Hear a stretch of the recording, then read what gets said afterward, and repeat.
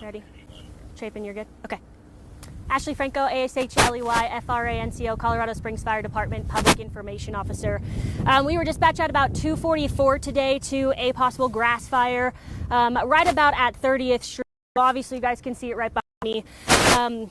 We got about 65 calls for this fire. So obviously, we're having a really busy day. We know that we're in red flag warnings. We know that we're dry. We haven't had a whole ton of moisture lately, and that's expected for these days. But what we really want people to understand, people did the right thing. When you see fire and smoke, you need to call 911 immediately and give us, the most accurate information that you possibly can. So all of those people did exactly what we asked them to do. We have about 40 fire department personnel on scene. You'll see that we're going to start releasing companies, so this fire is under control right now. It started on the 30th side and kind of wrapped around, so there is a good portion of the backside of this open space that has burned. So I'll post pictures of that so you guys can kind of see, but right now it's going to be closed off. We did not have to evacuate anyone for this fire. We did have 3 homes, so the homes at the top of this open space were threatened. And this space that burned is actually city property. It's the Blair Bridge open space. So this is city property behind me that ended up burning, and we do have investigators on scene working to figure out the cause of the fire. Winds are expected to be strong throughout the night tonight, so we expect to be busy, but you guys should also be expected to stay on alert. If you see something, please call us.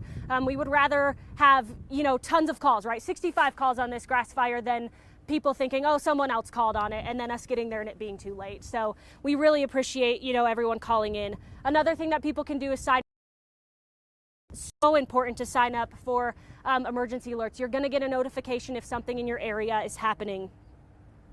Right now, the Palmer Mesa Trail is closed from Sinton and will be for the foreseeable future. 30th will also be closed for the foreseeable future.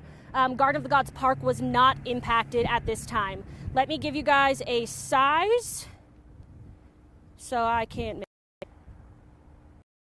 so it was about 20 acres that we had. So obviously you're not seeing a massive, influx on this side, a burn scar on this side. But when you wrap around to the back, that's really what we had. And I got to give a shout out to our guys. If you were to go around the back, you can kind of see it from here. But this fire burned right up to the fence.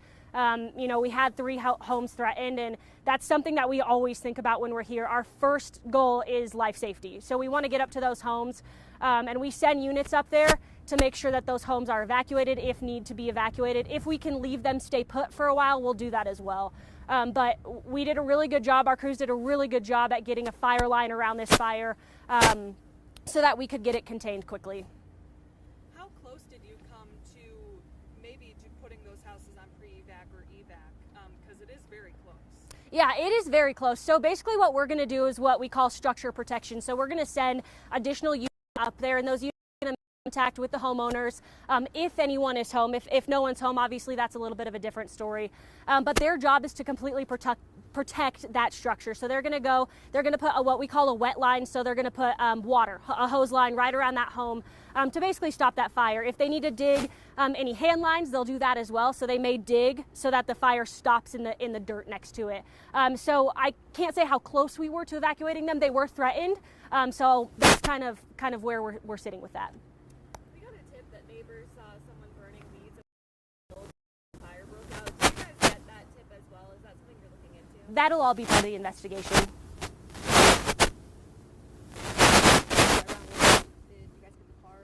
Let me just double check for you.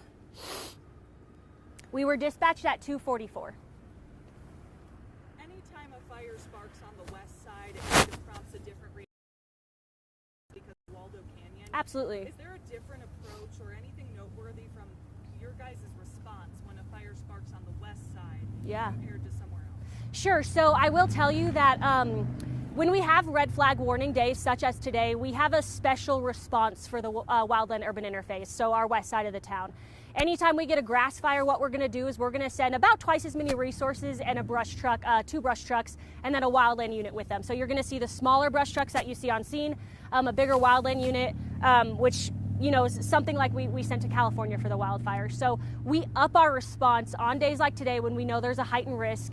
We know that in this area of town, they are a higher fire risk. They're a highest fire risk we have in the city, right? So that's exactly what we do. We tailor to that. So we heighten those fire risks up. We talk to our crews before the day. We set a plan. We have an inter-office on saying, hey, here's what our response is going to be today. And fire danger is high today. If we had very high fire danger or extreme fire danger, that response actually increases quite a bit. So we're paying close attention to that. We understand, the concern people have. Waldo obviously put a lot of fear into and we want to take that fear away from them. We want them to understand that their fire department is prepared. We are prepared. The police department is prepared. We have to work together. That's exactly what we do on these scenes. One of the coolest things that we get to watch as, public safety entities is we know where our spaces are. So PD gets here and they're keeping our people safe. They're closing down roads for us so that we can fight the fire. And that's really how we work together.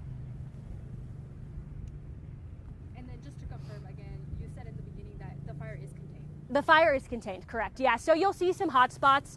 What we don't get concerned about is the hot spots that are inside the burn area. So there's really nothing more to burn, but you'll see some smoke kind of pop up, and those are just hot spots that maybe an ember caught onto, and they just burned a little bit. But other than that, it's contained. And my last thing is, when we were on around or barely going through that route, what would you like to say to those hikers that maybe were out or planning to kind of come down here with the nice weather? Yeah, so obviously it's a nice day and we want to take advantage of our parks and open spaces, and that's really important to us, especially in Colorado Springs. We have such a vast area for that.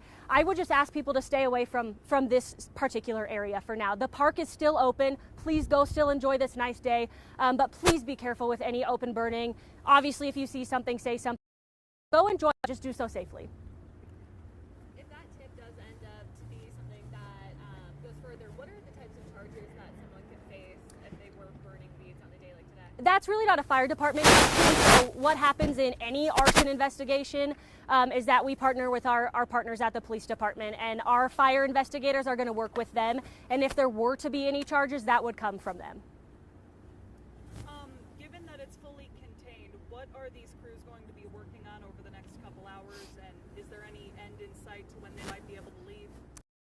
We're doing what we call mop-up. So we're basically going to walk the fire. You'll see us do it a bunch of different times, and that's looking for any hot spots, ensuring that we have the fire 100% knocked down, that there's no chance for a spark or an ember to kind of jump to the areas around it that have not burned. So we're going to stay here until we are 100% certain that that fire is completely out, that there are no hot spots. So you'll see us walking around. It's called mop-up stage, and it's really just putting water on the ground to ensure that we've got everything out. Any time estimate, or is it hard to gauge that? It's kind of hard to gauge that on something of this size. Thank you. Yep.